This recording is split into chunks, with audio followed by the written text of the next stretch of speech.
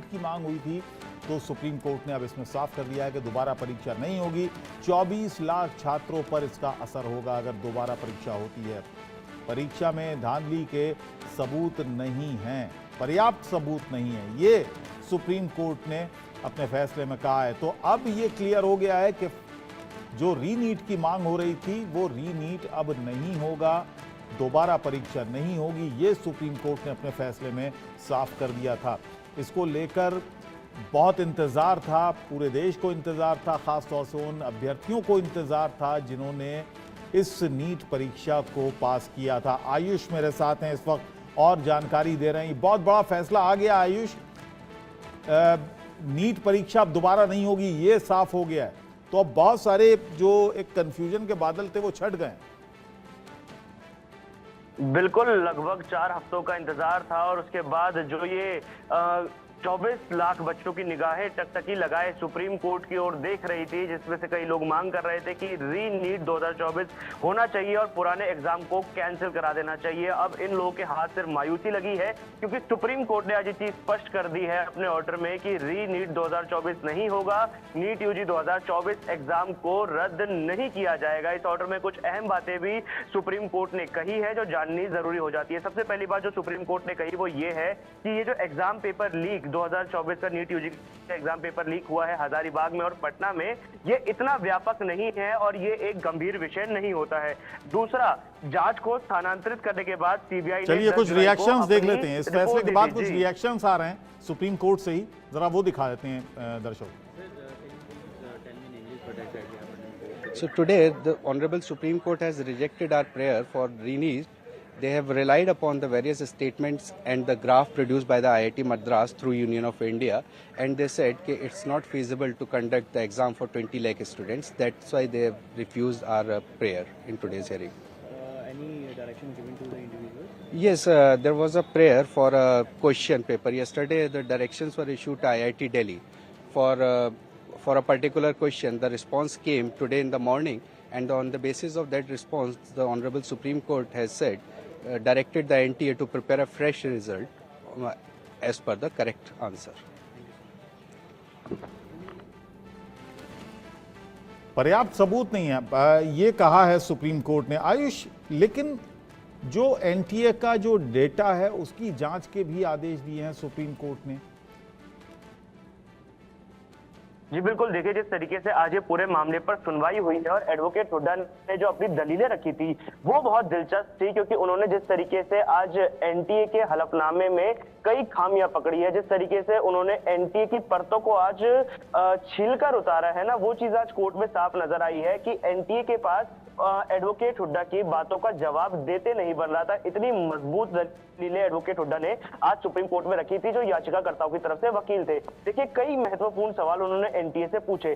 सबसे पहला कि जब हजारीबाग के स्कूल में पेपर जो है वो कैनरा बैंक से कैसे पहुंचा, जबकि एसबीआई का पेपर जाना था। प्रिंसिपल ने ये बात ऑन रिकॉर्ड कही थी कि पेपर देने में 1 मिनट की देरी भी नहीं हुई। उन्होंने इस बात को एनटीए को बताया भी था, लेकिन एनटीए ने कहा कि अब कैनरा बैंक का पेपर है उसे ही जाने दीजिए। अब सवाल जो यहाँ पर खड़ा हुआ वो ये है कि 2 एग्जाम पेपर कैसे हुए, इसमें कैनरा बैंक का अलग, एसबीआई का अलग, जो इन्होंने बैंक के माध्यम से भेजा था। और इसकी जो वेटेज है वो जाननी जरूरी है कि कितने बच्चों ने जो एसबीआई का एग्जाम पेपर दिया था उसमें से कितने बच्चों के कितने प्रतिशत अंक आए, जिन्होंने कैनरा बैंक के थ्रू जो एग्जाम गया पेपर गया था उसमें जिन बच्चों ने एग्जाम दिया था उसमें कितने बच्चों के कितने प्रतिशत अंक आए। कुछ अहम बातें यहाँ पर जो थी सुप्रीम कोर्ट ने आज कही थी, जिसमें से पहली बात तो ये थी कि हजारीबाग और पटना के स्कूल में जो पेपर लीक का मामला सामने आया था वो विवाद इतना बड़ा नहीं है, यानी व्यापक स्तर पर लीक नहीं हुआ था। दूसरा, जांच की रिपोर्ट की बात हुई थी, सीबीआई की जांच के बारे में बात कही गई थी, जिसमें कहा था कि संकेत दिया गया है उस सामग्री से कि ये जो धोखाधड़ी है इस पेपर लीक की जो बात चल रही थी ये व्यापक स्तर पर नहीं हुई।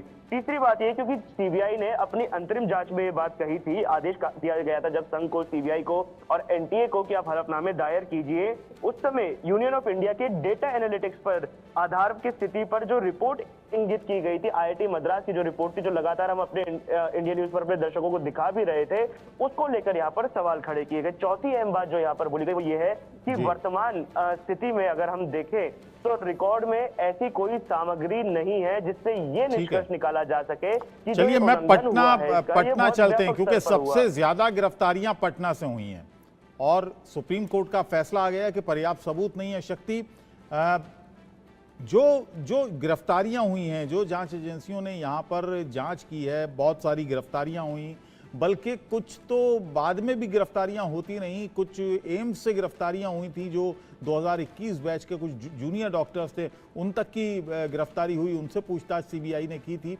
अब सुप्रीम कोर्ट का कहना है कि पर्याप्त सबूत हमें नहीं मिले हैं, किसी तरह की कोई खामी, बहुत बड़ी खामी नहीं हो सकती जिसके बिना पर हम ये रीनीट कराएं। तो अब फैसला आ चुका है, राहत की सांस वहां पर भी बहुत सारे स्टूडेंट्स ने ली होगी।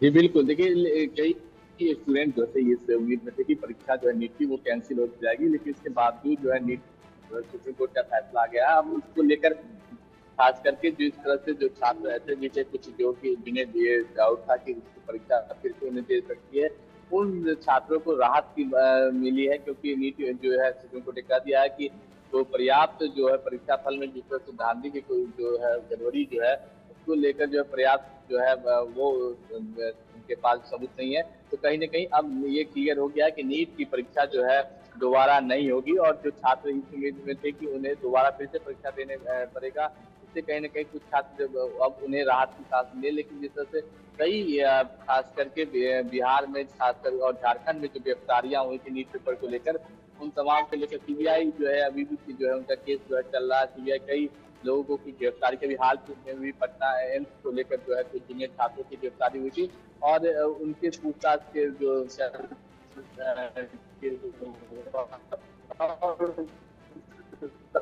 जी, आपकी आवाज़ सही से नहीं आ पा रही है शक्ति, आपके पास आऊँगा मैं बाद में। जयेश सोनी इस वक्त सूरत से मेरे साथ बने हुए हैं, क्योंकि गुजरात के भी बहुत सारे, राजकोट का भी जिक्र था, और यहाँ के सेंटर्स पर भी बहुत सारी रडार पर थे बहुत सारे सेंटर्स। यहाँ पर भी टॉपर्स थे, कई सेंटर्स में 12-12 तक टॉपर्स थे। जयेश, अब ये फैसला आ चुका है, साफ हो चुका है, रीनीट नहीं होगा, दोबारा परीक्षा नहीं होगी। किस तरह का माहौल अब गुजरात में स्टूडेंट्स में है? ये देखिए, जब से ये गोधरा का मामला सामने आया था, गोधरा के अंदर जिस प्रकार से ये प्रॉक्सी कैंडिडेट पकड़े का मामला सामने आया था, एक सेंटर जो पूरा सेट करके वहां पर स्टूडेंट्स को पास कराने की गारंटी दी गई थी, और ये मामले के बाद में पूरे गुजरात के अंदर सीबीआई के द्वारा कई सेंटरों पर छापेमारी की गई और जांच की गई। ये पूरा मामला गुजरात भर के अंदर बहुत ही चर्चा में रहा, और कई ऐसे स्टूडेंट्स थे जो कि रीनीट की मांग कर रहे थे, और इनका ये मानना था कि उनके साथ धोखा हो गया है, क्योंकि उन्होंने 2 साल तक मेहनत की थी, और उनके जो मार्क्स आने चाहिए थे उससे ज्यादा मार्क्स जो है सेटिंग करके दूसरे स्टूडेंट्स ने पाए हैं। इस तरह की आशंका को लेकर के स्टूडेंट्स की मांग लगातार बढ़ती जा रही थी कि रीनीट होनी चाहिए। कई सेंटरों पर ऐसी धांधली हुई होगी, लेकिन अब जब सुप्रीम कोर्ट के सामने सबूत पेश किए गए और वो सबूत को सुप्रीम कोर्ट ने पर्याप्त सबूत न होने के कारण इस मामले को लेकर के जो है रीनीट का जो मांग थी उसको नकार दिया है। अब स्टूडेंट जो रीनीट की मांग कर रहे थे उनमें जरूर नाराजगी दिख रही है, लेकिन बहुत सारे ऐसे स्टूडेंट्स भी थे जो कि रीनीट की मांग को जो है ठुकरा रहे थे। उनका कहना यह था कि जो उन्होंने मेहनत की है और मेहनत करके जब उन्होंने किसी तरह का कोई दूसरा लाभ नहीं उठाया है, तो उनको उनकी जो भी परिणाम है उसके तहत उनका जो है काउंसलिंग होना चाहिए, और उनको जो नौकरी या जो भी आगे की पढ़ाई के लिए जो उन्होंने प्रयास किया है उसके अंदर उनको शामिल होने की अनुमति देनी चाहिए। तो ये काउंसलिंग की जो भी मांग चल रही थी वो भी सुप्रीम कोर्ट ने स्वीकार कर ली है। आने वाले दिनों में काउंसलिंग भी शुरू हो जाएगी, और जो रीनीट का जो मामला था वो जो लंबे अरसे से लोगों की मांग चली रही थी वो उस पर आज एक पूर्ण विराम लग गया है।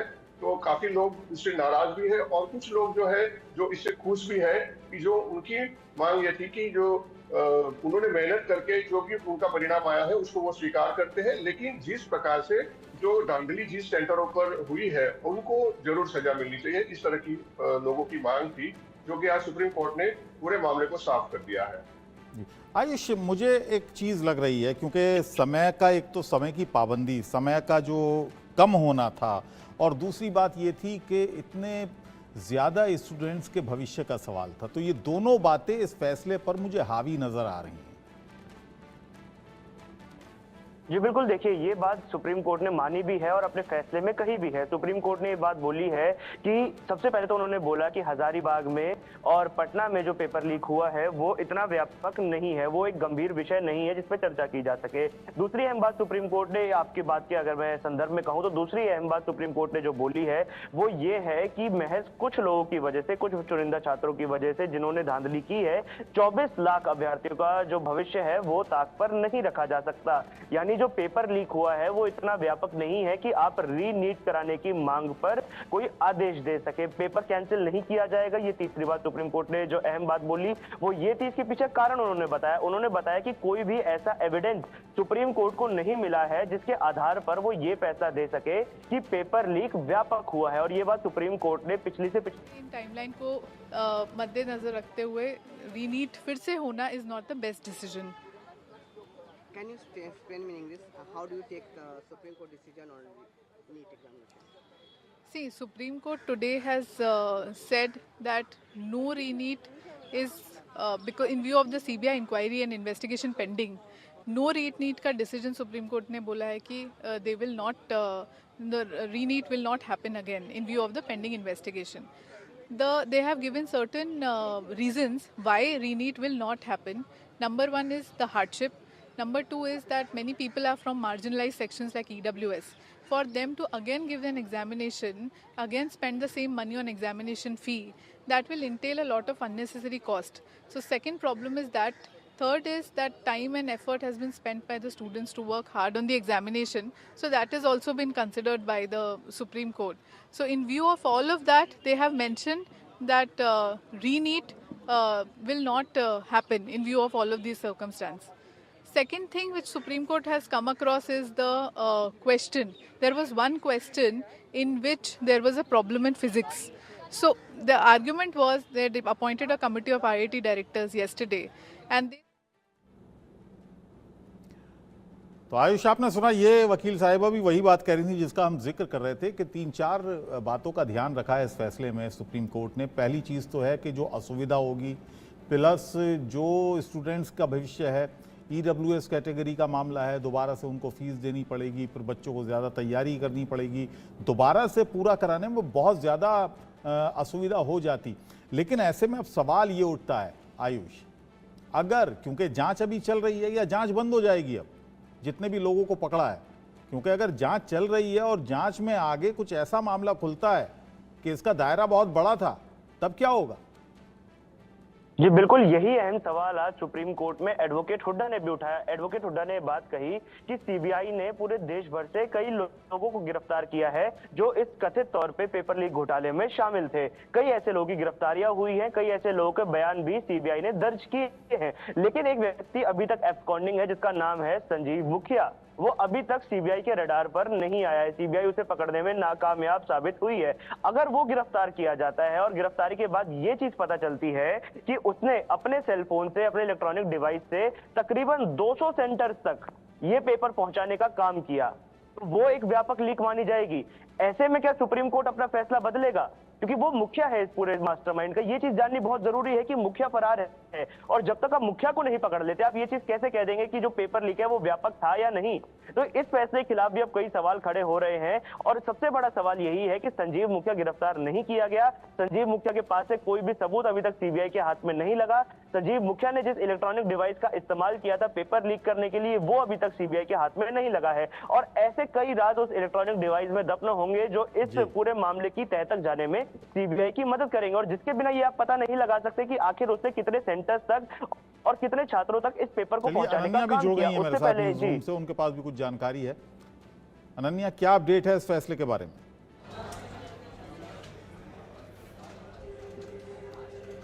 अनन्या, मेरी आवाज मिल रही है आपको? जी जी, आपकी आवाज जी, क्या कुछ कहा गया है इस फैसले में, जरा विस्तार से बताइए हमें। देखिए, सुप्रीम कोर्ट में इस पूरे मामले को लेकर काफ़ी वक्त से सुनवाई चल रही थी और सभी की निगाहें जो है वो आज के दिन को लेकर टिकी थी। अब सुप्रीम कोर्ट ने ये साफ कह दिया है कि नीट परीक्षा जो है वो दोबारा से नहीं होगी, क्योंकि पूरी परीक्षा में गड़बड़ी होने के जो कह सकते हैं कि पर्याप्त सबूत नहीं मिले हैं। और ये कहा जा रहा है कि जो पूरा मामला है वो पटना और हजारीबाग तक क्या सीमित रहा, लेकिन हम जिस तरह से लगातार जो तमाम चीज़ें दिखाते रहे हैं, जो तमाम सबूत, जो तमाम गिरफ्तारियां होती रही हैं, ऐसे में ये सीधे तौर पर 23 लाख छात्रों से जुड़ा हुआ पूरा फैसला जो है वो देखा जा रहा है। अब इसमें स्टूडेंट्स की तरफ से क्या प्रतिक्रियाएं सामने आती हैं, जो तमाम एक तरह से एजुकेशन जो के डिपार्टमेंट से जो लोग आते हैं, या फिर जो तमाम कह सकते हैं कि कोचिंग सेंटर चलाते हैं, उनकी तरफ से भी याचिकाएं जो हैं वो डाली गई थी इस पूरे मामले को लेकर, जिसमें बार बार ये कहा जा रहा था कि दोबारा से एग्ज़ाम होना चाहिए, रीनीट होना चाहिए, स्कैम हुआ है, पेपर लीक हुआ है। लेकिन अब कोर्ट ने साफ कर दिया है कि उस हद तक और उतने बड़े लेवल पर लीक नहीं हुआ या पर्याप्त सबूत नहीं मिले कि दोबारा से जो एग्ज़ाम है वो कंडक्ट कराया जाए। तो साफ तौर पर ये रास्ता तो पूरी तरह से बंद हो गया है कि दोबारा से एग्ज़ाम होगा। और आपको ये बता देते हैं कि क्या कुछ कहा गया। दरअसल सीजीआई की तरफ से ये कहा गया कि फ़िलहाल हम दागी स्टूडेंट्स को बेदागी स्टूडेंट्स से अलग कर सकते हैं। अगर जांच के दौरान दागियों की पहचान होती है तो उनके खिलाफ कार्रवाई की जाएगी। अगर कोई स्टूडेंट्स इस फ्रॉड में शामिल पाया जाता है तो उसको एडमिशन भी नहीं मिलेगा। कि अगर किसी स्टूडेंट की इसमें इन्वॉल्वमेंट होती है, क्योंकि कई ऐसे परीक्षार्थी थे जिनकी पटना में जिन्हें पूछताछ के लिए बुलाया गया था, जिन पर यह आरोप लग रहा था कि वो पटना में उस रात को जब 5 मई को एग्ज़ाम होना था, 4 मई को वो एक गेस्ट हाउस में रुके थे और वहाँ पर बाकायदा उन्हें एग्ज़ाम के जो क्वेश्चन आंसर है वो रटवाए गए थे। तो अगर इस तरह की कोई इन्वॉल्वमेंट मिलती है किसी भी स्टूडेंट की, वो बेदागी अगर दागी होता है तो फिर उसका अगर एडमिशन हो भी जाएगा तो उसे कैंसिल कर दिया जाएगा। ये जांच में अगर इस तरह की चीज़ें सामने आती हैं। और फिर उसके बाद ये कहा गया कि नीट केस में सीजीआई की तरफ से ये कहा गया कि हम पेपर लीक के ठोस सबूत के बिना री एग्ज़ाम का फैसला नहीं दे सकते। हो सकता है कि सीबीआई जांच के बाद पूरी तस्वीर ही बदल जाए, लेकिन आज हम किसी हालत में ये नहीं कह सकते कि पेपर लीक पटना और हजारीबाग तक सीमित नहीं है। अलग बात है कि सीबीआई की जांच अगर आगे बढ़े, क्योंकि अभी नजर ये भी थी कि जो मेन सरगना है, चलिए सीबीआई के दायरे की बात कर लेते हैं। सीबीआई की जो जांच का दायरा है उसकी भी बात कर लेते हैं। जयेश, वहाँ गुजरात की अगर बात करें, गोधरा की, राजकोट की, यहाँ पर कितने सेंटर्स पर सीबीआई की जांच चल रही है? कितने लोगों से यहाँ पर पूछताछ हुई? सेंटर पर ये धांधली पाई गई थी। जय जलाराम स्कूल के अंदर एक तो धांधली पाई गई थी, एक और सेंटर पर धांधली पाई गई थी। इसके अलावा जो सीबीआई ने जब जांच शुरू की थी तो 60 और सेंटर पर जो है सीबीआई ने छापेमारी की थी। वहां के जो स्टाफ है उनसे पूछताछ की थी, उनके स्टेटमेंट भी रिकॉर्ड किए गए थे।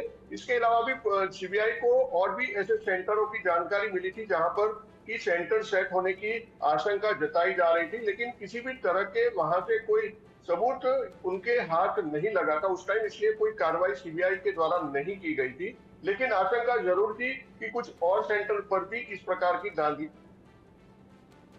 जी, शक्ति भी मेरे साथ हैं, क्योंकि सबसे ज़्यादा जो गिरफ्तारियां हुई वो पटना में हुई और आयु ने बहुत ज़्यादा वहां पर एक रोल प्ले किया। तो अब जो जांच है फिलहाल कितना कुछ असर पड़ेगा, क्योंकि अब फैसला फिलहाल आ गया है कि रीनीट नहीं होगा, अब काउंसलिंग भी शुरू होगी, जाहिर है एडमिशन भी होंगे। शक्ति जी बिल्कुल, देखिए बिहार और पटना ही सबसे पहला, पटना पुलिस ने ही सबसे पहले जो है नीट पेपर लीक मामले का जो है खुलासा किया था। और पटना के पुलिस को जो सबसे पहले इनपुट मिला था कि हजारीबाग में जो है कुछ ऐसे क्वेश्चन पेपर लीक हुए हैं और कई स्टूडेंट को पटना में नीट इंजीनियरिंग परीक्षा थी उससे एक दिन पहले एक स्कूल में रखा गया था और वहाँ पे जो है लर्न प्ले स्कूल था, वो वहाँ पर स्टूडेंट को बाकायदा क्वेश्चन पेपर और उन्हें आंसर शीट दिया गया था रखने के लिए। और रात भर जो है उन स्टूडेंटों को जो है रटाया गया था और उसके बाद वो एग्जाम देने पहुंचे थे। तो उन स्टूडेंटों की गिरफ्तारी हुई थी। उसके बाद ये मामला पटना पुलिस से आगे यूयू के पास चला गया था और यूयू ने इस मामले को लेकर कई गिरफ्तारियां की थी और कई बड़े खुलासे भी किए थे। और उसी के आधार पर सीबीआई ने जो है केस, जब सीबीआई को ये आगे हैंडल मिल गया उसके बाद सीबीआई जो है इसको लेकर कई गिरफ्तारी की, खास करके हजारीबाग की गिरफ्तारी हुई, ओएसी स्कूल के प्रिंसिपल की गिरफ्तारी हुई, उसके वाइस प्रिंसिपल की गिरफ्तारी हुई, एक पत्रकार की भी गिरफ्तारी हुई थी और तमाम सबूतों को, कड़ियों को जोड़ा जा रहा था। और जिस लोगों को जो छात्रों को जो पटना पुलिस ने गिरफ्तार किया था, यूए ने गिरफ्तार किया था, उनसे भी सीबीआई ने पूछताछ की थी और कई इनपुट मिले थे और उस इनपुट के बाद जो है पटना एम्स से भी जो जूनियर चार छात्रों को पहले पूछताछ के लिए सीबीआई हिरासत में लिया और उसके बाद उनकी गिरफ्तारी हुई। ये मामला यही नहीं रुका बल्कि इसके बाद चलिए, बहुत बहुत शुक्रिया शक्ति इस पूरी जानकारी के लिए। जयेश और आयुष, अनन्या, आपका भी बहुत बहुत शुक्रिया। तो कुल मिलाकर एक बड़ी राहत है उन स्टूडेंट्स के लिए जो इस नीट परीक्षा में पास हुए और जो याचिकाएं थीं फिलहाल उन याचिकाकर्ताओं के लिए एक सदमा है कि उनकी याचिका को एंटरटेन नहीं किया गया, उन पर सुनवाई हुई, लेकिन